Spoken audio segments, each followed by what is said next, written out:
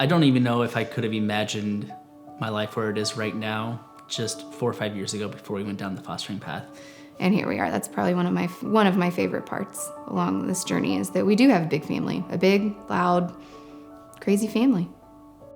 Cohen is 6. He's our ball of energy. Callie is 5. She is the boss. Nevaeh is 5. She's got a good imagination. Yes. Joseph is 2, and he's our athlete. And then Maribel is 19 months old, and she is our drama queen.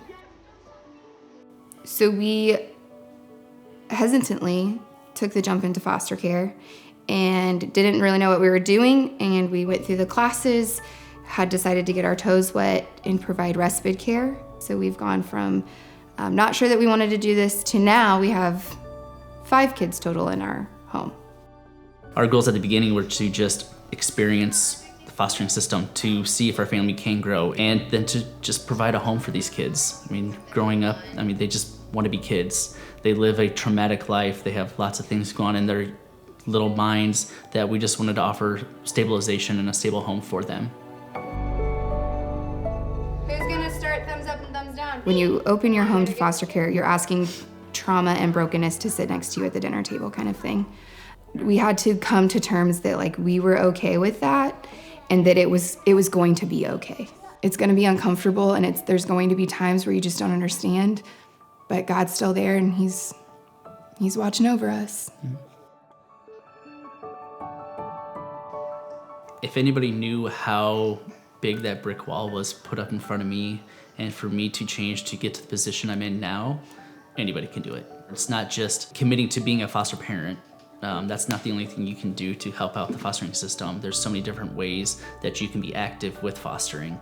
And so finding your little niche, what you can do to help out these kids that really just want to be kids and want to have a safe and loving family, loving home to live in.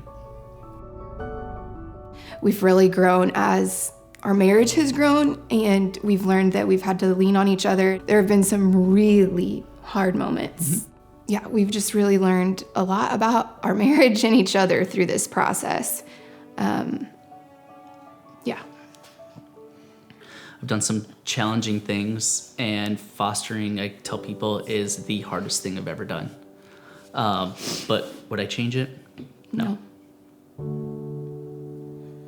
Today in Columbia, there are 320 children in foster care and 84 foster homes. When there are not enough foster homes in a city, a child is forced to move to another town, and the further away they get from their biological parent, the harder reunification becomes. They have to say goodbye to everything they've ever known.